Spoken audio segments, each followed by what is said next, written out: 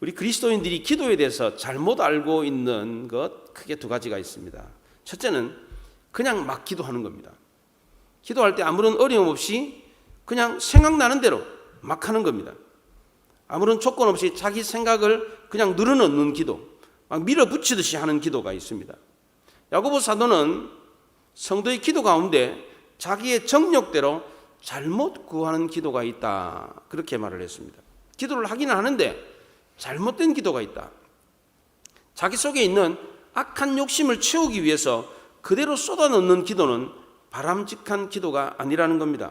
이런 기도는 응답도 되지 않습니다. 설사 응답된다고 하더라도 이것은 하나님의 응답이 아닌 겁니다. 두 번째는 하나님의 주권을 너무 높여가지고 아예 기도 자체를 하지 않는 경우가 있습니다. 내가 기도하지 않더라도 하나님 다 아시는데 뭐, 이것이 만약 하나님의 뜻이라면 내가 기도하지 않더라도 이루어질 거야, 이런 생각을 갖고 기도에 대해서 생각하는, 이런 태도로 기도를 생각하는 경우가 있습니다. 이런 것은 아예 자포자기한 겁니다. 이것은 불신이고 패배주의에 빠져 있는 것입니다. 하나님은 우리에게 뭐라고 했습니까? 기도하라 그랬습니다. 사무엘은 나는 기도를 쉬는 죄를 결단코 범치 않겠다, 이렇게 말했습니다. 이 말은 24시간 아무것도 안 하고 기도만 하겠다, 이런 뜻이 아닙니다. 기도하듯이 하루 종일을 하나님 앞에서 생활하겠다라는 뜻입니다. 그럼 왜 기도가 이렇게 중요한 겁니까? 기도는 하나님과 대화하는 것이기 때문입니다. 사랑하는 사람과 같이 있으면 어떻게 합니까? 대화를 많이 하죠. 네. 사랑한다고 하면서 아무 말도 안 해. 그러면 사랑하는 사이가 아닌 것처럼 보이죠. 그렇잖아요? 마치 싸워가지고 화가 난 것처럼 그렇게 보이지 않습니까? 예수님은 우리에게 기도를 가르쳐 주면서 하나님을 부를 때 어떻게 부르라고 했습니까? 하늘에 계신 우리 아버지요, 이렇게 부르라고 했습니다. 얼마나 친밀하고 가깝게 느껴지는 말입니까? 아버지. 이 호칭에는 하나님의 무한한 영광과 말할 수 없는 친밀감이 배어 있습니다. 천지 만물을 만드신 하나님을 아버지라고 부를 수 있는, 이것은 정말 대단한 영광인 것입니다. 그분이 내 아버지다, 얼마나 자랑스럽습니까? 게다가 그 관계가 아버지와 아들의 관계입니다. 얼마나 놀랍고 감격스러운 관계입니까? 아버지와 아들은 기도를 통해서 서로 의견을 주고받고 필요한 것이 뭔가를 압니다. 기도를 통해서 감사를 표현하고 기도를 통해서 설득하고 이해시킵니다. 하나님은 우리의 이런 기도를 귀찮게 여기시지 않습니다. 집에서 애 키우는 사람들 있잖아요. 요즘은 아줌마들만 애 키우는 게 아니고 아저씨들도 애를 키우잖아요. 네, 요즘 남자분들도 이렇게 시간을 내 가지고 집에서 출근하지 않고 애 키우는 가정들이 많이 있습니다. 집에서 애 키우는 분들 어떻습니까? 애랑 하루 종일 씨름하면서 이 말 저 말 하면서 귀찮다라고 생각을 합니까? 괴롭습니까? 애니까 수준이 안 맞아가지고 재미가 없습니까? 그렇지 않습니다. 눈꽃 뜰 새 없이 바쁠 정도로 분주합니다. 시간이 언제 흘러가는지 모를 정도로 빨리 시간이 지나갑니다. 수준이 안 맞아도 아무 상관이 없습니다. 그저 귀엽고 사랑스러울 뿐입니다. 서로 말을 주고받다 보면 서로가 더 좋아지게 되어 있습니다. 특히 우리나라 말은 말에 여유가 있습니다. 우리나라 말의 특징이 그렇습니다. 우리나라 말은 성숙격이 뚜렷하지가 않아가지고 다른 나라 말하고는 달리 말을 하면 그 말에 여유가 있습니다. 다른 뜻으로 해석할 수 있는 여지가 굉장히 많다는 겁니다. 그래서 한국말은 끝까지 들어봐야 된다, 그런 얘기를 합니다. 다른 유럽 말이나 외국 말들은 문법이 아주 정확해요. 성숙격이 딱 정확해서 말을 딱 표현하면 그 뜻 위에는 다른 해석의 여지가 별로 없어요. 그런데 한국말은 해석의 여지가 참 많습니다. 예를 들면 이런 겁니다. 음식점에 가서 음식을 시키는데 여기 국밥 푸짐하게 한 그릇 말아주세요, 반찬도 넉넉하게 주시고요, 이렇게 주문을 합니다. 그러면 푸짐하게, 넉넉하게라는 말은 정확한 표현이 아닙니다. 얼마만큼 줘야 푸짐한 건지, 얼마만큼 줘야 넉넉한 건지 이거 알 수가 없어요. 한국말에는 이런 표현들이 굉장히 많습니다. 왜 이런 표현들이 많습니까? 서로가 서로를 배려하고 대접하고 양보하고 이해하는 마음이 그 언어에 배어 있기 때문입니다. 덤을 준다, 꽃배기를 준다, 이런 말 있잖아요. 이런 거 외국에는 없어요, 이거. 예. 유독 우리나라에만 이런 게 있다는 거예요, 이게. 왜 그래? 우리나라 말 속에는 그 말 속에 정이 있고 따뜻함이 있기 때문입니다. 이런 끈끈함이 한국말에 있기 때문에 말을 서로 주고받으면 어떻게 돼요? 무슨 말이든지 말을 주고받으면 어떻게 됩니까? 서로 가까워집니다. 관계가 좋아집니다. 하나님과 우리 사이도 마찬가지입니다. 기도를 통해서 하나님과 이야기하면 하나님과의 관계가 더 가까워지고 친밀해집니다. 그런데 이런 대화가 갑자기 단절이 되어버렸습니다. 왜냐하면 이스라엘 백성들 스스로 하나님과 단절을 하고 다른 우상을 섬겼기 때문입니다. 이제는 하나님과 대화하지 않고 다른 대상과 대화를 하기 시작했습니다. 모세가 보이지 않는 틈을 타가지고 고무신을 거꾸로 신었습니다. 모세가 하나님을 율법을 받으러 시내산에 올라갔는데 고세를 참지 못하고 이스라엘 백성들이 애굽에서 섬기던 금송아지 우상을 만들어서 섬겼습니다. 모세의 형 아론이 주도해가지고 우상을 만들어서 섬기게 했습니다. 모세는 이 사실을 알았을 때 분노가 치밀어 올라가지고 견딜 수 없었습니다. 들고 내려오던 언약궤 10개 두 돌판을 사나리로 집어 던져가지고 깨뜨려 버렸어요. 내려와가지고 레위인들을 시켜가지고 우상 숭배에 가담했던 사람들 3,000명 가량을 그냥 죽여버렸습니다. 형제와 자매를 죽인 겁니다. 그냥 가족을 죽인 거예요. 금송아지 우상을 갈아가지고 그 금덩어리를 갈아가지고 이스라엘 백성들에게 물에 타가지고 다 마시게 했습니다. 죄에 대한 충격이 얼마나 큰지 몸속 깊이 뼈에 사무치도록 하기 위해서 다 마시라 그랬습니다. 이스라엘은 하나님 앞에서 철저한 죄인이라는 사실을 잊지 않도록, 내가 죄인이다라는 사실을 알도록 다 금덩어리 물을 갖다 다 마시게 했어요. 어떤 변명도 할 수 없도록 모든 백성들에게 그 금가루가 섞여 있는 물을 마시게 했습니다. 이렇게 철저하게 응징을 했으면 다 된 것 아닙니까? 이스라엘 백성들은 죄에 대한 대가를 어느 정도 치렀습니다. 그럼 된 거 아닙니까? 그렇지 않습니다. 이것은 스스로 통회차복하고 죄에 대한 응당한 대가를 받겠다라고 엎드린 것에 불과했습니다. 이때 모세는 다시 시내산에 올라가서 이스라엘을 위해서 3번의 중보 기도를 했습니다. 첫 번째는 하나님 편에서 하나님의 영광을 위해서 이스라엘을 멸하지 말아 주십시오, 이렇게 기도를 했습니다. 두 번째는 이스라엘 편에서 이스라엘의 죄를 용서해 주십시오, 이렇게 간구했습니다. 세 번째는 하나님께 동행해 주기를 간구했습니다. 첫 번째 중보 기도를 했을 때 하나님은 뜻을 돌이켜서 내리겠다는 화를 내리지 않겠다라고 응답해 주었어요. 두 번째 중보 기도 때는 하나님이 그러나 내가 보응하는 날에는 그들의 죄를 보응하리라, 이렇게 말했습니다. 오늘 본문에 이게 두 번째 중보 기도 내용입니다. 세 번째 중보 기도를 했을 때는 동행해달라 라고 했더니 친히 함께 가주겠다, 이렇게 말을 했습니다. 그러면 하나님이 모세의 기도를 들으시고 이스라엘 백성들의 죄를 용서해 주신 것 아닙니까? 근데 왜 모세는 다시 산에 올라갔습니까? 모세는 이스라엘 백성들에게 너희의 죄를 사하기 위해서 내가 기도하러 산에 올라간다, 이렇게 말을 했습니다. 용서받았으면 그만이지 왜 또다시 백성의 죄를 짊어지고 시내산에 올라갑니까? 크게 두 가지였습니다. 첫째는 하나님이 진노하심은 진정시켜 놓았지만 범죄한 이스라엘 백성들의 죄성은 해결하지 못했기 때문입니다. 출애굽하면서부터 이스라엘은 하나님의 백성이 되었습니다. 하지만 그들에게는 여전히 아직도 죄의 본성이 남아 있었습니다. 우리도 마찬가지입니다. 예수 믿고 하나님의 자녀가 되었지만 여전히 죄의 본성을 가지고 있습니다. 요한복음 13장에서 예수님은 이것을 목욕하는 것과 발 씻는 것으로 비유를 했습니다. 예수님은 제자들에게 이미 목욕한 사람은 발만 씻으면 된다, 이 말씀을 하셨습니다. 이 말씀처럼 이제 우리는 하나님 앞에서 나와가지고 매일매일 하나님께 불순종한 죄, 발 씻는 것만 하면 된다는 겁니다. 왜냐하면 이미 우리는 하나님의 약속을 받아서 하나님의 자녀가 되었기 때문입니다. 그런데 약속과 은혜는 다릅니다. 하나님의 약속은 변함이 없습니다. 너는 내 아들이다, 범죄해도 내 아들이다, 이거는 변함이 없습니다. 그러나 하나님의 아들이라고 할지라도 또다시 범죄하면 하나님의 은혜가 끊겨버립니다. 이것은 목욕한 자가 발이 더러워지는 것과 같다라고 비유를 했습니다.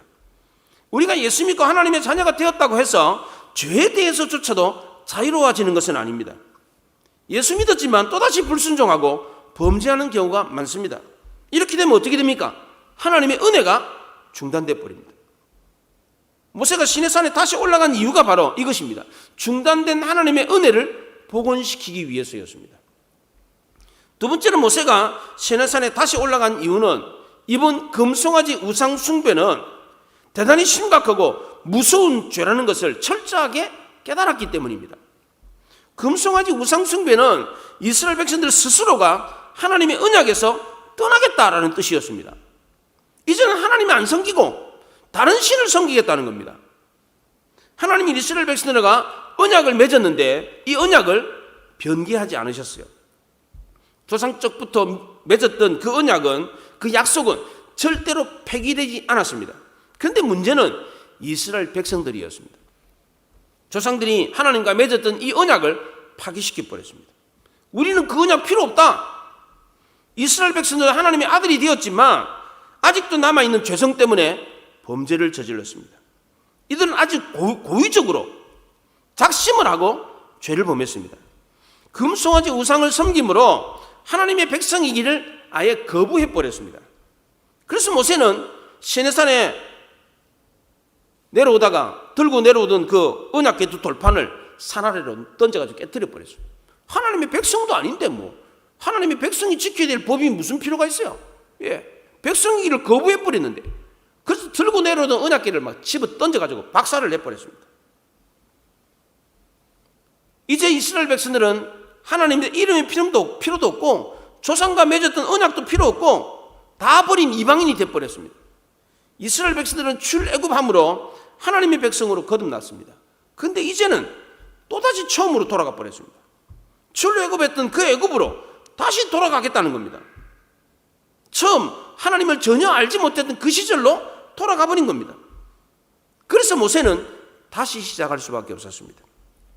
시내산에 올라가서 다시 하나님께 이스라엘 백성들 언약 백성으로 받아주십시오라고 간구를 해야만 했습니다. 다시 전도해야 됐고 다시 출애굽을 해야만 했습니다. 그래서 모세는 시내산에 올라가서 자기 목숨을 담보로 하면서까지 하나님께 간절히 간구했던 것입니다.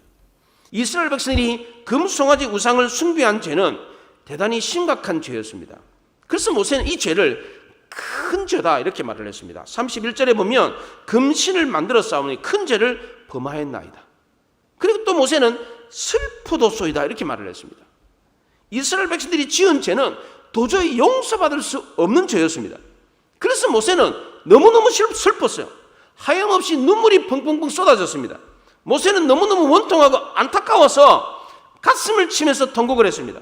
하나님이 아들의 피로 우리를 살리시려고 아들을 십자가에 못 박혀 죽이셨는데도 우리는 그 하나님의 사랑을 알지 못하고 그 사랑을 배반하고 그 사랑을 부인해버렸습니다. 이때 하나님이 어떻게 하셨습니까? 가슴을 치며 통곡했습니다. 모세가 슬프도소이다 라고 하면서 막 가슴을 치면서 통곡한 이것은 모세만 그렇게 한 게 아니에요. 하나님도 그렇게 하셨어요. 예수님이 겟세마네 동산에서 기도하실 때 땀방울이 빗방울이 되도록 기도를 하셨다고 합니다. 그 이유가 무엇입니까? 이런 이유 때문입니다. 예수님은 군병들에게 붙잡혀가지고 이제 고통을 당하고 죽을 걸 생각해서 무서워서 괴로워서 그렇게 땀방울이 빗방울이 되도록 두려워 떨면서 기도했습니까? 그렇지 않습니다. 벌거벗겨진 채로 채찍에 맞고 사람들이 조롱을 받는 게 부끄럽고 창피해가지고 그렇게 한 겁니까? 그렇지 않습니다. 하나밖에 없는 아들 예수 그리스도를 십자가에 못 박혀 죽이면서까지 인간을 사랑하시는 그 하나님의 사랑을 인간이 모르고 오히려 그 사랑을 베풀기 위해서 보내준 그 아들을 죽이려고 했기 때문입니다. 하나님의 놀라운 사랑을 알아주는 사람이 아무도 없었기 때문입니다.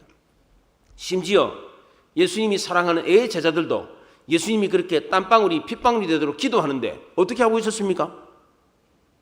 굴굴 자고 있었어요. 자고.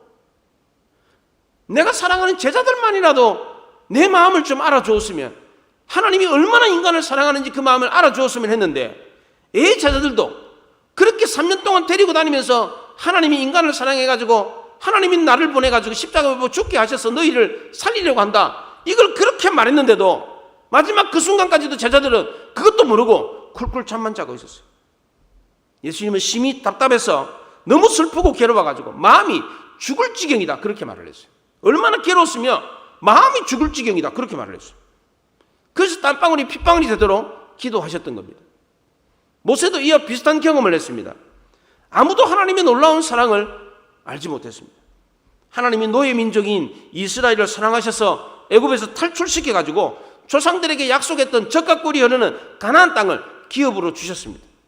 이스라엘은 이제 세상 나라 백성이 아니라 하나님 나라 백성이 되었습니다. 이 일을 위해서 어린 양 대신 하나밖에 없는 독생자 예수 그리스도를 십자가에 못 박아 죽이셨습니다. 이 놀라운 비밀을 10번째 재앙, 장자 재앙을 통해서 분명히 알려주었습니다. 어린 양의 피를 문설주와 임방에 발랐을 때에 그 집안에 있는 장자는 단 한 사람도 죽지 않았습니다. 왜냐하면 하나님의 장자 예수 그리스도가 어린 양이 되어서 대신 그들을 위해서 죽으셨기 때문입니다.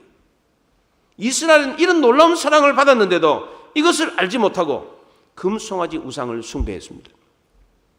이걸 보고 모세는 너무너무 슬퍼가지고 가슴을 치면서 통곡을 했습니다.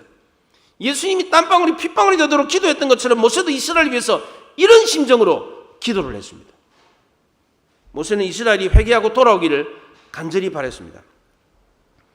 근데 회개하고 돌아오는 데는 두 가지 경우가 있습니다. 첫째는 하나님의 백성이 되었는데 원래부터 갖고 있는 죄성 때문에 다시 범죄했을 때 회개하는 경우가 있습니다. 이런 경우는 죄를 고백하면 다시 언약 백성이라는 사실을 확인할 수 있습니다. 그런데 두 번째로 자기 중심에 하나님이 아니라 금송아지 우상을 숭배하고 있다면, 죄성 때문에 범죄한 것이 아니라 고의적으로 우상을 숭배하고 하나님 대신에 다른 신을 섬기고 있는 사람이 회개하는 경우는 다릅니다. 이런 사람은 처음부터 다시 시작해야 됩니다. 이런 사람은 언약의 울타리 안에 들어와 있는 사람이 아닙니다. 스스로 언약의 울타리 밖으로 나간 것입니다. 이런 사람은 신앙이 어려서 범죄한 게 아닙니다. 근본적으로 하나님을 떠나 있는 사람입니다. 이런 사람을 위해서는 어떻게 해야 됩니까? 모세는 이런 이스라엘 백성들을 위해서 어떻게 했습니까? 첫째로 모세는 백성들의 죄를 사하기 위해서 하나님 앞으로 나아갔습니다. 지도자가 죄로 인정하지 않고 가볍게 여긴다면 그 공동체는 아주 심각한 문제가 발생을 합니다.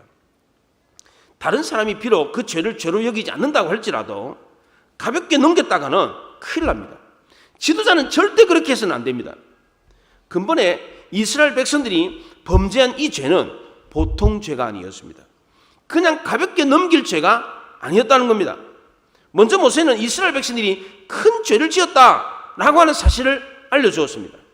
목회자들이 설교하면서 제일 힘든 부분이 바로 이런 겁니다. 성도들의 죄를 지적하는 겁니다. 이건 죄입니다. 책망하는 설교하기가 제일 어렵습니다. 그래서 설교자들은 성도들이 듣기 좋은 설교를 하기를 좋아해요. 왜냐하면 성도들이 좋아하니까. 그런데 만약 잘못된 것을 잘못되었다고 지적해 주지 않는다면 성도들은 어떻게 됩니까? 그런 설교만 들으면 잘한다 잘한다, 이런 설교만 들으면 잘못하고 있는데 분명히 잘한다 잘한다 이런 얘기만 들으면 그 성도들은 어떻게 됩니까? 하나님의 심판을 받아서 망합니다. 모세는 이스라엘 백성들에게 당신들이 큰 죄를 범했다 이렇게 분명하게 얘기했습니다. 31절에 보면 여짜오되 그랬는데 이 여짜오되라는 말은 숨김없이 그대로 말한다 그런 뜻입니다. 모세는 막연하게 그냥 둘러대면서 그렇게 말하지 않았어요. 구체적으로 명확하게 이야기했습니다.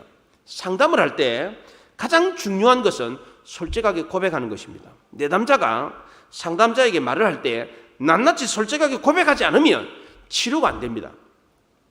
그런데 정신적으로 문제가 있는 사람은 자기 속에 있는 비밀을 드러내지 않습니다. 자기 속에 있는 속 이야기를 하지 않기 때문에 병에 걸렸어요. 이 사람은 자기 속 얘기를 하지 않는 사람이에요. 그렇기 때문에 병이 걸린 사람인데 병원에 왔다고 해서 의사를 만났다고 해서 자기 속 얘기를 하겠습니까? 그래서 정신병이 치료가 잘 안 되는 겁니다.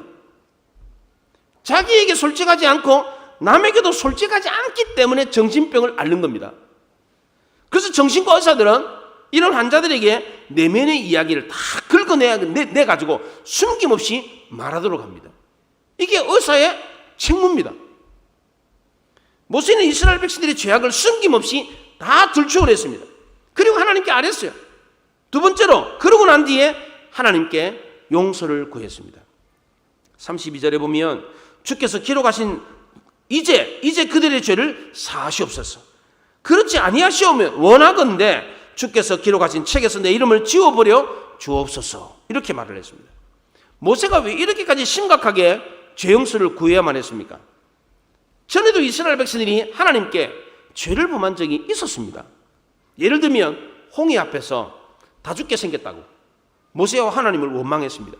우리를 죽이려고 애굽에 매장지가 없어가지고 여기 끌고 왔느냐? 막 그러면서 막 원망을 퍼붓습니다. 돌로 쳐 죽이려고 그랬어요. 마라에서도 마찬가지입니다. 물을 턱 마셨는데 물이 쓴물이라 써서 못 먹겠다. 왜 이런 물을 주냐? 그러면서 막 원망을 했습니다. 신광야에서도 마찬가지입니다. 고기와 떡이 없다고 막 불평하고 원망했습니다. 느비딤에서는 마실 물이 없다고 또 원망을 했어요. 이렇게 계속해서 불평하고 원망했는데도 모세는 하나님께 기도할 때에 자기 이름을 걸고 자기 생명을 담보로 나를 죽이는 한이 있더라도 백성의 죄를 사해 주십시오. 이렇게 기도하지 않았습니다. 근데 왜 이번에는 이렇게 심각하게 기도를 했습니까? 이번 죄는 소나 양의 제물로 사해줄 수 없는 죄였기 때문입니다. 얼마나 큰 죄였길래 예수 그리스도의 속죄를 상징하는 소와 양의 제물에도 용서가 되지 않습니까? 근본 금송아지 우상 숭배는 이스라엘 백성들이 하나님의 백성이기를 거부한 죄였기 때문입니다. 소나 양으로 드리는 이 속죄 제사는 하나님의 백성만이 드릴 수 있는 제사였습니다. 속죄 제사는 하나님의 백성이 짐승의 피로 하나님의 죄 용서를 받는 은혜의 제사였습니다. 그런데 하나님의 백성이기를 거부해버렸는데 어떻게 죄 용서를 받습니까? 속죄 제사, 소나 양으로 속죄 제사를 지내는 것은 하나님의 백성이 되었을 때 그 제사를 통해서 죄 용서를 받는 겁니다. 그런데 하나님의 백성이기를 거부해버렸는데 하나님의 은혜밖에 떨어져 있는데 어떻게 속죄 제사를 한다고 해서 그 사람이 죄 용서를 받습니까? 있을 수 없는 일이죠. 그래서 모세의 슬픔이 극에 달했던 겁니다. 지금까지 숱한 고생을 하면서 여기까지 왔는데 여기서 이스라엘 백성들은 다시 애굽으로 돌아가 버렸어요.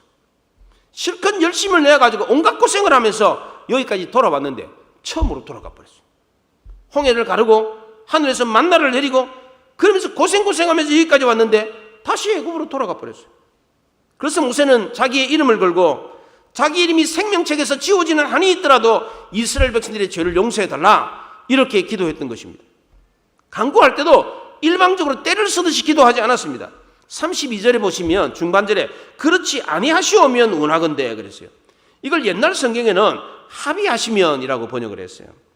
모세는 만약 이스라엘 백성들의 죄가 너무 커가지고 용서가 안 된다면 나의 이름을 생명책에서 지워버려 주십시오 이렇게 말을 했습니다. 어떻게 보면 모세가 하나님께 협박을 하는 것 같처럼 억지로 때를 쓰는 것처럼 느껴질 수 있습니다. 그러나 모세는 먼저 선택과 결정을 하나님께 맡겼습니다. 내 뜻이 절대적으로 옳으니까 내 뜻대로 해주십시오 이렇게 말하지 않았습니다. 모세는 자신의 의사를 분명하게 말했지만 아주 부드럽고 순종적인 어조로 하나님께 강력하게 간구를 했습니다. 직장에서도 이렇게 말하는 자세를 배워야 됩니다. 자기가 어떤 의견을 관철시키고 싶을 때에 모세처럼 해야 돼요. 이런 지혜가 필요해요. 아무리 좋은 의견이고 현명한 판단이라고 할지라도 건의하는 방법이나 태도가 옳지 않으면 수용이 안 되는 경우가 많습니다. 아무리 좋은 내용도 건의하는 사람의 태도나 마음 자세가 옳지 않으면 좋은 내용이라고 받아들여지지 않습니다. 예수님도 겟세마네 동산에서 기도할 때 이렇게 기도했습니다. 나의 원대로 마옵시고 아버지의 뜻대로 하옵소서 이렇게 기도를 했습니다. 그래서 순종이 제사보다 낫다라는 겁니다. 모세와 예수님은 순종이 참다운 지혜라는 사실을 알았습니다. 세 번째로 모세는 그의 형 아론과 전혀 달랐습니다. 모세가 한 행동은 섬김이었고 희생이었습니다. 이스라엘 백성들이 우상을 숭배하는데 결정적인 역할을 했던 아론은 그의 책임을 회피해버렸습니다. 그런데 모세는 그렇지 않았습니다. 자청해서 백성의 죄를 자기의 죄를 알고 자기의 죄로 여기고 그 죄를 짊어졌습니다. 이스라엘 백성이 산 아래에서 우상 숭배할 때 모세는 어디 있었습니까? 시내산 위에 있었습니다. 그러니까 우상 숭배하는 이 죄와는 아무런 연관이 없습니다. 그런데도 모세는 슬퍼하면서 백성의 죄를 자기 어깨에 짊어지고 시내산으로 올라갔습니다. 30절에 보면 내가 이제 여호와께로 올라가노니 혹 너희를 위하여 속죄가 될까 하노라 그랬습니다. 여기 속죄가 되다라는 말은 덮는다라는 뜻입니다. 모세는 말로만 기도한 게 아니었습니다. 자기의 몸과 생명까지 드리면서 하나님께 매달렸습니다. 영적인 지도자는 성도를 위해서 군림하는 사람이 아닙니다. 성도를 위해서 짐을 지고 책임을 지는 사람입니다. 이런 섬김과 희생이 있는 공동체는 가능성이 있습니다. 가정도 마찬가지입니다. 자기가 책임을 지고 자기가 짐을 지고 이런 사람이 많은 공동체일수록 그 공동체는 살아나는 겁니다. 이렇게 모세가 자기 영혼까지 포기하면서 희생을 감수하면서 간구했으면 하나님은 어떻게 하셔야 돼요? 들어주셔야죠. 그렇잖아요. 얼마나 기특합니까? 모세가 지은 죄도 아니에요. 그렇잖아요. 예수님도 마찬가지잖아요. 자기가 지은 죄가 아니잖아요. 그런데 인간을 위해 십자가에 못 박혀 죽으셨잖아요. 그렇게 해서 인간을 용서해 줬던 것처럼 모세도 그렇게 했으면 모세가 지은 죄가 아니에요. 백성이 지은 죄예요. 그 죄를 위해서 모세가 자기의 생명까지 내는 자기 영혼까지 포기하면서 용서해달라고 하면 하나님이 용서해 줘야 되는 거 아닙니까? 그런데 하나님은 모세가 원하는 대로 응답해 주시지 않았습니다. 모세가 용서해달라 그랬는데 하나님이 어떻게 응답했습니까? 33절에 보십시오. 하반절에 보면 누구든지 내게 범죄하면 내가 내 책에서 그를 지워버리리라. 34절 하반절에 그러나 내가 보응할 날에는 그들의 죄를 보응하리라 이렇게 말을 했어요. 모세가 자기 목숨을 속죄의 제물로 드리면서까지 하나님께 간구했는데도 하나님은 어떻게 응답했습니까? 내게 범죄하면 내 책에서 그 사람의 이름을 지워버리겠다. 보응하는 날에 그들의 죄를 보응하겠다 이렇게 말을 했어요. 하나님은 죄는 용서하시지만 그 벌까지도 안 받게 하시는 게 아닙니다. 왜냐하면 하나님은 공의로운 분이시기 때문입니다. 하나님의 공의는 모든 죄를 반드시 처벌하는 겁니다. 이게 하나님의 공의입니다. 모세가 자기 이름을 생명책에서 지워버려달라 이 얘기는 나를 십자가에 못 박으십시오 이런 뜻입니다. 내가 저주를 받아가지고 지옥에 떨어지더라도 백성의 죄를 용서해 주십시오 이런 뜻입니다. 만약 모세가 백성을 대신해가지고 십자가에 못 박혀 죽었다면 하나님이 이스라엘 백성들의 죄를 용서하셨겠습니까? 모세가 신약시대에 하나님의 아들 예수 그리스도가 십자가에 못 박혀 죽음으로 인간의 죄를 용서한다는 사실을 알고 모세가 하나님께 자청해가지고 내가 십자가에 못 박혀 죽겠습니다. 그렇게 해서 모세가 십자가에 못 박혀 죽었더라면 하나님이 이스라엘 백성들의 죄를 용서했겠습니까? 어때요? 용서했겠습니까? 아닙니다. 모세가 원하는 대로 하나님이 응답해 주지 않았습니다. 그 이유가 뭡니까? 두 가지입니다. 첫째로 모세도 죄인이기 때문입니다. 모세는 자기의 전부를 들여서 하나님께 기도하며 매달렸습니다.